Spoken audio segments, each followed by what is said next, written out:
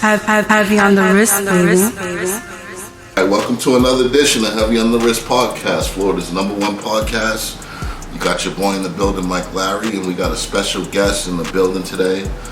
Goes by the name of Erica. Introduce yourself. Hello, my name is Erica. This is a new thing for me. I do have my own podcast. It's called Music History on a High Note. Basically, I talk about music history. It kind of follows the kind of same synopsis of drunk history, but I don't drink. So, yeah. Other than that, I mean, I collect vinyl, and that's pretty much all I do. Erica Vinyl, y'all.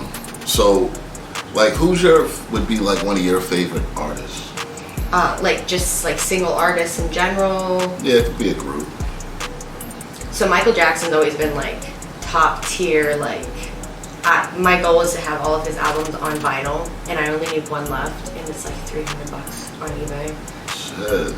Which album is that? Blood on the Dance Floor: History in the Mix from 1997. That's great. Because that's when they stopped pressing vinyl. And I have a copy of his 2001 album Invincible that my boss just found, and that was only pressed for radio stations, promo copies. So How often do you see albums? Remember back in the day they would make the albums and it would be promo only, and then it would have the whole the whole song. I think the song was 5-6 minutes, the extended version plus a DJ version. Yep. You still see that? The 12 inches. Yeah. We don't. So I'm a manager at a record shop. It's Triangle Vinyl. So the thing is we don't really, when we get the 12-inch singles like that, we don't really sell them as well. We might have somebody that will buy them all together, but we don't profit from them. But he will go through them when people bring them in, because for instance, he's found me some pretty dope Michael Jackson ones from the 90s. That's dope. Oh, speaking of Michael Jackson, is that the album you're speaking of? Is that the last one he made before he died? Invincible. That was his last studio album before he died, and then they released all the other stuff. That's afterwards. the one he had the song with Notorious B.I.G. He had a couple on there with him. Yeah. Mm-hmm. I think it's the first 3 on the album: Unbreakable, Heartbreaker, and Invincible. Damn, I gotta get my hands on that album. I never heard those verses, y'all. Good. Anybody out there that can get a hold of that album, hit me up. Listen, my boss got stupid lucky when somebody just brought one in, and it was warped beyond the point of being able to be played. But he's listen, worst comes to worst, she'll own a copy, and that's all she wants right now. And so he put it on the vinyl flat to try to flatten it out. And when I tell you, I bring that to the record shop almost every week to listen to. My boss is he's a genius. Nice. So, with vinyl records making a comeback and everything, do you prefer to listen to your music on vinyl? Oh, absolutely. I will go out of my way to buy all of my favorite artists' new vinyl. I mean, I go back and buy stuff from artists that I didn't have. Shockingly, I didn't have Nirvana's Nevermind, and now I do. Okay, nice. So, what do you think about the new MCU going into phase 3 now? Right? I think it is phase 3. So, first off, What If last week had me. Did you see What If? Oh my god. For those who don't know, y'all, there's a for all you MCU hardcore followers, we are MCU heads, and they have a series on Disney Plus. It's called What If, and it's animated, so it's pretty good. And it explores all the possibilities of what if this one little thing in the story changed, and it just blows your mind. And last week just oh no. I gotta catch up. I got distracted on Squid Games. I gotta catch up. I don't even know. I've heard that so many times on social media. I have no idea what that is. It's a movie on Netflix. It's top 10. Actually, it's a short series. Okay. But it's only 1 season, and it starts off a little slow, but then it picks up, and you're like, what the fuck is this? And I've been watching that. So yeah, go check out that Squid Games, because That's gonna be the #1 selling costume in Halloween this year. Really? Yeah. I know that because I listened to the 1041 Monsters in the Morning. I love listening to them, and they were talking about it last week, and I'm like, I have to make a note of this, but then I always end up forgetting. 8 episodes, you get through it. Oh, that's nothing. Did you watch the Shang-Chi movie? Not yet. Listen, I had not, so I've seen every MCU movie. I had not seen Doctor Strange. I just finally saw that like 3 weeks ago. Doctor Strange wasn't one of my favorite ones. I liked it, but I was like, I was tripped out, and I'm like, no, I don't know if I'm too high for this or I'm not high enough for this, because this is freaking me out right now with the whole mirror realm and all that shit. Well, you know, Doctor Strange, you know, when they came out with his character, everybody was in those psychedelic drugs, and you know what I mean? So it was kind of like one of those things. Oh, yeah. You can tell. You can and I'm excited to see his part in No Way Home. No Way Home? I'm just excited for No Way Home. Have him and Spider-Man. Yes. That looks like it's gonna be good. I was looking at the new Phase, and they were talking about a lot of new stuff. But one of the things they were talking about was that Doctor Strange movie with him and Wanda is gonna be fucking bananas. Yo, and the fact that they're taking 2 people from the X-Men cinematic universe, and I'm high-key hoping that Phoenix, the girl who plays Phoenix, is not that, but I hope it's Charles Xavier and Magneto. I think after this, is it the Eternals movie, or? I know I just saw a trailer for that last night for the first time. I don't really know anything about it, actually. I'm fixing to start reading up so I can understand. Well, when I went to go see Shang-Chi, they did the previews for Eternals, and that shit looks like it's gonna be good. Oh, it does. And that's how they're gonna build off into the X-Men. These are just speculations, y'all. I just did my research, and these are just my personal speculations. You might feel a different way. That's fine, but... My only quote-unquote speculation about any of this is when you watch the trailer for Spider-Man No Way Home, and you see Doc Ock, and he goes, "Hello, Peter," and then you see Spider-Man. That's not the same scene. That has to be two, because I am willing to bet money that he's saying that to all 3 of them. Well, now they got the multi-universe, so it's kind of like... And now I'm hearing that Sony is actually gonna make their movies align with the MCU movies when they do Spider-Man again. I think Spider-Man has the most movies out of any MCU character. Yeah, but I mean, it's only because they've had to redo it how many times? No. I mean, like, and that's a whole other controversial thing, because who is the best Spider-Man? Well, Who's the best Spider-Man? I'm gonna say not Tobey Maguire. You don't like Tobey? No. I mean, so we talked about this on a fun little like extra we did. So the now, which one was Tobey Maguire in? The first one. The first 3. The first 3? Yeah. Okay. And then when they got to the other guy, Andrew Garfield. Yeah. I liked him, but then Tom Holland came around, and it was like him. Tom Holland. He is the chosen one. Yes, I like Tom Holland the best. Yeah, no, he because I mean, for instance, what some of my arguments are, Tobey Maguire was so bland as Spider-Man, and because I've said this before, if that movie was not Spider-Man, his acting would have been great, but he was Spider-Man, and it's like, that's not... It's not Spider-Man. It's not he's not funny. He's awkward. Like, Spider-Man's awkward, but like, not in like that kind of sense. Right. So it's like, I was like, and then Andrew Garfield hit it more on the nose, and he looked more like a teenager than 30-year-old Tobey Maguire did, but then Tom Holland, it's just like, yes. Yeah, Tom Holland looks like he's 16, like for real. Like, and he's actually like a couple months older than me, I think. Yeah, they're introducing a string of characters. She-Hulk, the Red Hulk is coming. They're doing God of Thunder, and they're bringing back Blade. How do you feel about that? I've never actually watched Blade. That's one of those ones I haven't gone around to watching yet. But What? I'm also It's a standalone movie, so. Yeah. So, like, for instance, movies, I can watch, but I get bored. Like, Marvel movies, always. But, like, What's your favorite Marvel movie? oh, come on, you can't ask me that. That's like asking me out of all 2,300 of my final, which one's my favorite. Top 5. Top 5. Not specifically in this order, but Captain Marvel is definitely one of them. I don't care what people say it's a horrible movie. I loved it. I literally, if it's ever on TV, boom, watching it. First Iron Man. Okay. I think we can all agree on that one. Civil War. Civil War is definitely up there.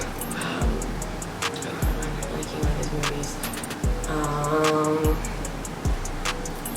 Black Panther. Black Panther. It'll be interesting what they do with Black Panther too. They said something about Killmonger coming back. Yeah, I got put in Facebook jail for a whole week because somebody put on a comment under a thread that they needed to recast T'Challa, and I literally commented, "You need to watch your whore mouth."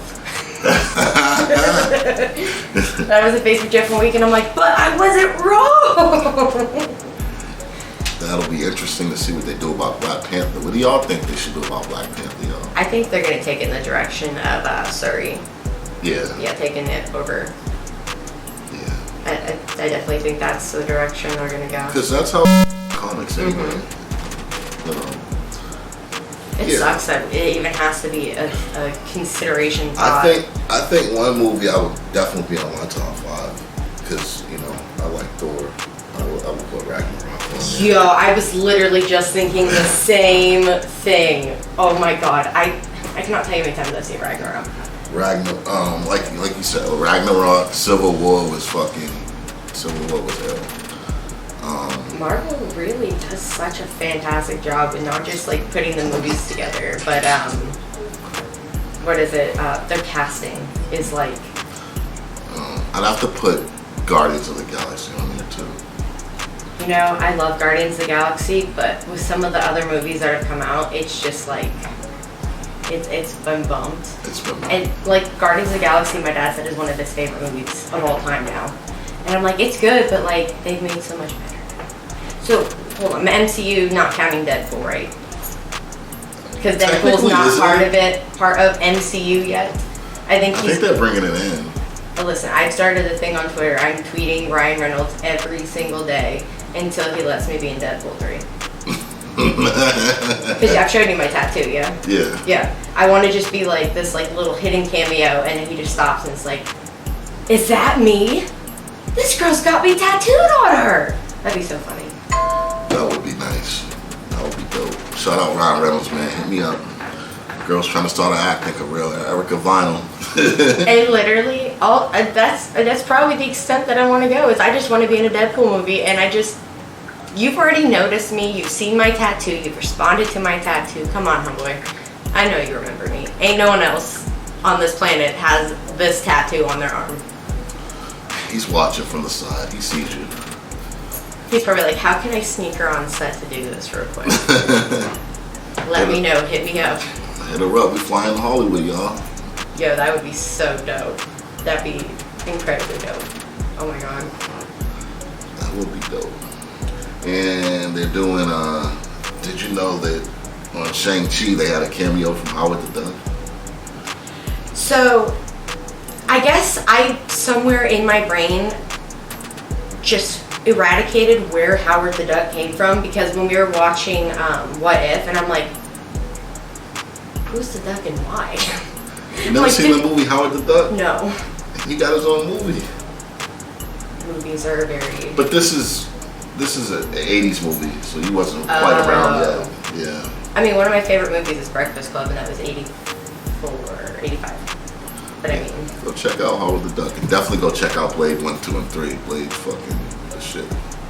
Yeah, I there's a whole list of things I need to watch, but like half the time it's between doing school and having to do the research for my podcast. Like I know we're recording Thursday and I'm still bouncing between 2 topics and I don't know what I want to do the topic on yet. So let's talk about your podcast. Okay. You have a co-host? Yes. Oh, okay. You didn't bring her today. I didn't know that. Well, so it's basically whenever we can get around to doing it. She's very busy and I'm very busy. Plus, she's basically, as she says, she's just filling in until I can find like a permanent one. And what me and my friend in Colorado might be doing is doing it over Zoom, and her being my co-host. That Zoom me in, y'all. Oh yeah, for sure. I would definitely think that you would have stuff where you could easily do an episode on one of many people. We do Zoom in from time to time. Yeah, that would be dope. I still haven't figured out how to do it yet, or else me and Kirsten would have started like months ago. But Kat's still dope too. I've known her since my sophomore year of high school. So who y'all talking about this week? I don't know. That's what I still haven't decided. I know the episode I'm gonna be posting tonight is on Fall Out Boy, because your girl's still like pop punk emo. It wasn't just a trend, mom. It wasn't just a phase. For this episode, I'm either going to do Ricky Nelson or the history of Motown. The history of Motown. That sounds like it would be interesting. Oh, I love the music and all the groups that Berry Gordy produced. There, it was like, whoa. I mean, Jackson 5, Diana Ross, Smokey Robinson, just endless, countless amount of talent that came from there. It's crazy. Yeah, Motown was the shit back in them days. Everybody came through Motown. I would compare it to like, it's probably, I would say the Mecca